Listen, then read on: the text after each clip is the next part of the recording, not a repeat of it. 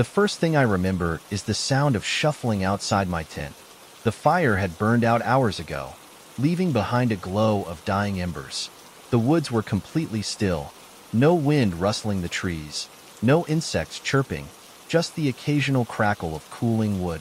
I had been sleeping soundly, but something about the stillness woke me. Then, there was the sound of a footstep. I held my breath. At first, I tried to convince myself it was an animal, maybe a raccoon nosing around for scraps. But as I lay there, listening, I heard the unmistakable weight of a human foot pressing into the dirt just outside my tent. Another step, then another. Whoever it was, they were moving deliberately, slowly, almost as if they wanted me to hear them. My heart pounded against my ribs. I reached for the flashlight by my sleeping bag, gripping it tight, though I didn't dare turn it on. My mind was racing, trying to figure out my next move. I was alone, miles away from the nearest road, deep in the backwoods of North Carolina, and someone was out there. I forced myself to stay still, barely breathing, listening. The footsteps circled my tent, deliberate, calculated. Then, after what felt like an eternity, they stopped. Silence. I strained my ears, but there was nothing. No movement, no footsteps retreating into the woods. Just absolute stillness. That was worse than the footsteps. If I heard them leaving, at least I would know they were gone. But this meant they could be standing right outside, waiting. I couldn't just lie there. I had to act. Slowly, I reached out and unzipped the side of the tent, just enough to peek outside. The night was pitch black. I flicked on my flashlight, aiming it in the direction I had heard the last footstep. Nothing. I turned it slightly to the left, sweeping the area, and then I saw them. A figure, tall and thin, just standing at the edge of the clearing, just beyond the reach of my light. They were facing me, their face obscured by darkness, standing as still as a statue. I felt ice creep up my spine. I wanted to scream, to yell, to do something, but my body refused to move. We just stood there, locked in some kind of silent standoff. Then, in the most unsettling motion I've ever seen, they tilted their head to the side, slowly, almost curiously. Then they took a step forward. That was all it took. I grabbed my bag, my boots, everything I could carry, and bolted. I didn't care about the tent. I didn't care about anything except getting the hell out of there. Branches scraped my face as I ran, my flashlight bobbing wildly in my hand. I didn't know if they were following me. I didn't want to look. I just ran, as fast as my legs could carry me, through the thick underbrush, tearing my way back toward the trailhead. I don't know how long I ran before I finally saw the glint of my car in the moonlight. My shaking hands fumbled with the keys as I scrambled inside, locking the doors the second I was in, and then I just sat there, trying to catch my breath, staring back at the darkened trail I had come from. Nothing moved. No sign of them. No sound. But I swear, as I turned on the ignition and my headlights flicked on, for just a brief second, I thought I saw the shadow of someone standing at the tree line, watching. I drove faster than I ever had in my life, not stopping until I reached the nearest gas station miles away. I parked under the bright lights, locked my doors, and forced myself to calm down. I never went back for my tent. I never went back at all. Some nights, when I close my eyes, I still see them standing there, head tilted, watching, and sometimes I wonder, what would have happened if I hadn't run? Story 2. The first thing that woke me was the sound of my dog growling. Midnight was never a nervous dog. He was big, part German Shepherd, part something else. He barked when the mailman came, sure, but at night, he was quiet. That's why I noticed immediately when the low, rumbling growl began. I cracked one eye open. The room was dim, lit only by the blinking red numbers of my alarm clock. 3:13 a.m. The growl deepened. I turned over, squinting through the darkness. Midnight stood rigid at the bedroom doorway, his ears pricked, his body tense. His tail was low, his hackles raised. Something was wrong. I sat up, rubbing the sleep from my face. Midnight? My voice was groggy, thick with exhaustion. What's wrong, buddy? He didn't look at me. He was focused on something outside the door, in the hallway. I turned my head. The hallway light was off. but I could see enough from the faint glow of the street lamp outside. And that's when I saw the shadow move. A shape, tall, unnaturally thin, glided silently just past the doorway. My breath caught in my throat. No footsteps, no sound at all, just movement. Then it stopped, right outside my door. I didn't move. Midnight didn't either. His growling grew more aggressive, his lips curling back to reveal sharp teeth. Something in the hallway exhaled, a long, rattling breath, like lungs that had never quite figured out how to work. I reached for my phone on the nightstand, my fingers clumsy with fear. My heart hammered in my chest. The number 911 hovered under my shaking thumb, but I didn't press it yet. Maybe it was a dream. Maybe I was still asleep. Midnight lunged. He bolted forward, tearing through the doorway, barking viciously. His nails scraped against the hardwood as he ran into the hallway. I shot up, adrenaline pushing me out of bed. I flicked on the bedside lamp. The hallway was empty. Midnight stood in the middle of the hall, his tail low, ears back. He was staring toward the far end, where the stairs led down to the living room. He let out one final, uncertain growl before stepping backward toward me. I swallowed, my throat dry as sandpaper. Slowly, I stepped forward, peering down the staircase. Darkness. I flicked the hallway light on. Nothing. No sign of anyone. I told myself it was nothing. Just a trick of the light. Maybe a stray shadow from a passing car. Maybe my imagination. I checked the locks, reassured myself that the house was secure. Midnight followed me as I did, his posture still wary. Eventually, we both returned to bed. I kept the lamp on, but sleep didn't come easy. The next morning, I almost managed to convince myself it had been a dream. But then I saw the footprints. Faint smudges on the hardwood floor. Not from shoes. Bare feet. And they didn't belong to me. Story 3. The first time I saw him, I thought he was a tree. I was out hiking alone. Something I'd done dozens of times before, without a second thought. I wasn't the reckless type. I stuck to the trails. I carried a knife. I had a whistle, a flashlight, even a flare gun. I wasn't stupid, but preparedness doesn't always mean safety. I was deep in the forest, about 6 miles in, when I saw the shape. It stood among the trees, tall, unmoving, too still.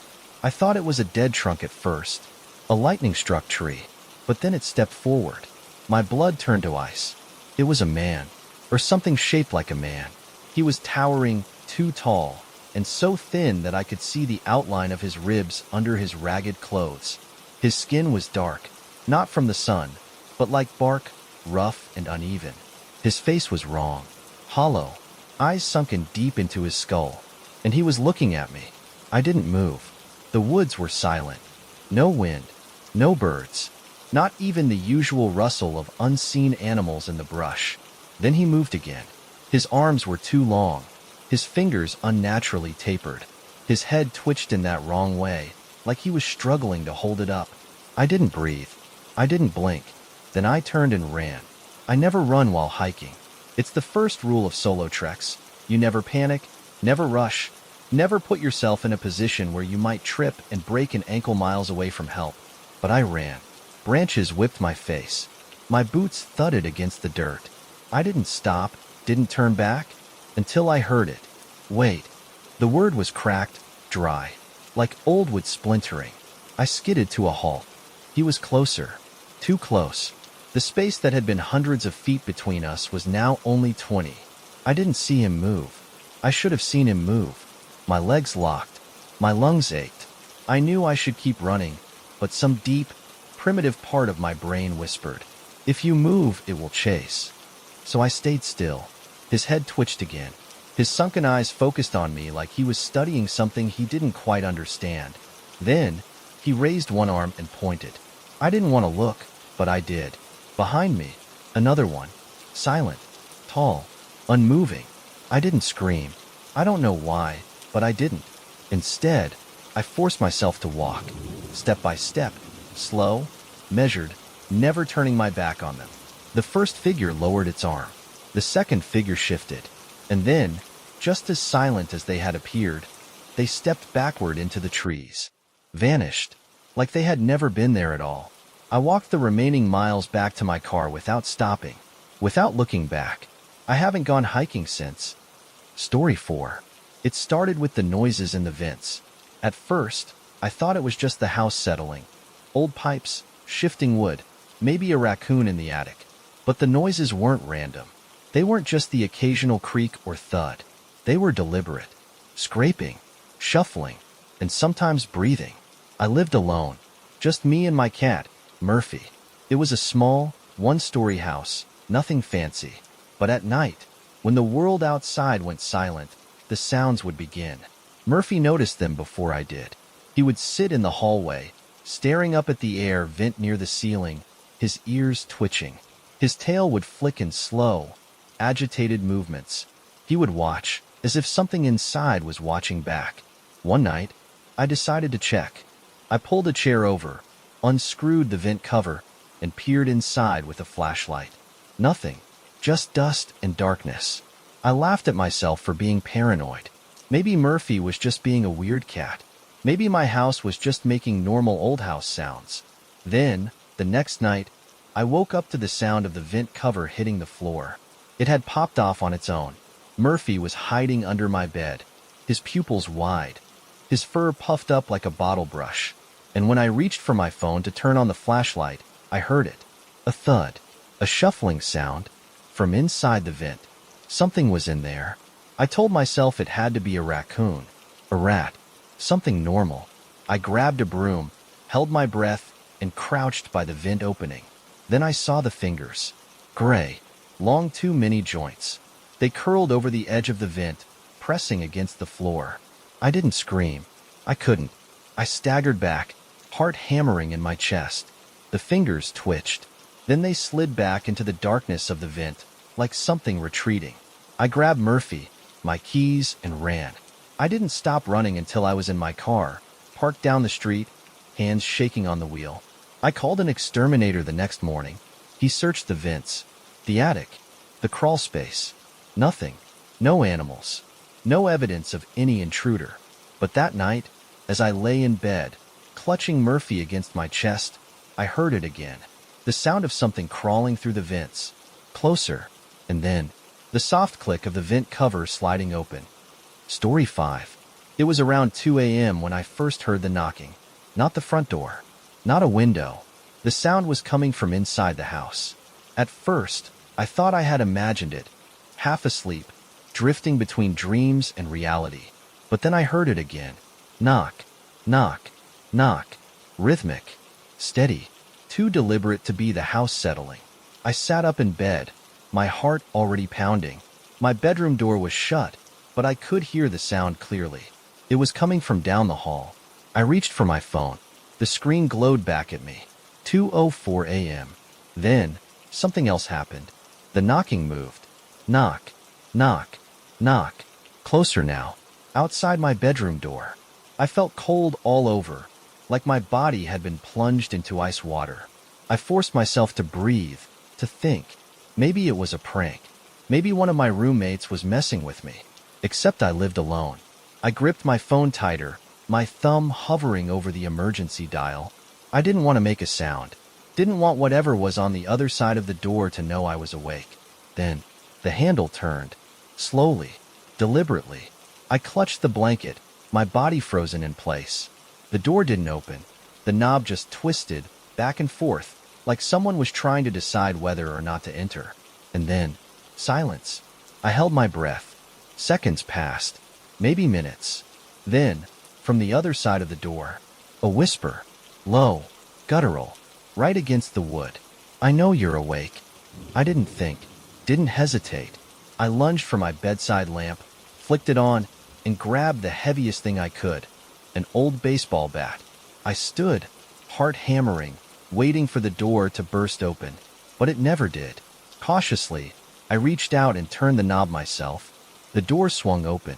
The hallway was empty, but as I stepped forward, something cold rushed past me, a wave of icy air that made my skin prickle. I checked every door, every lock, every window. All of them were secure. Nothing had gotten in, and yet, something had been inside.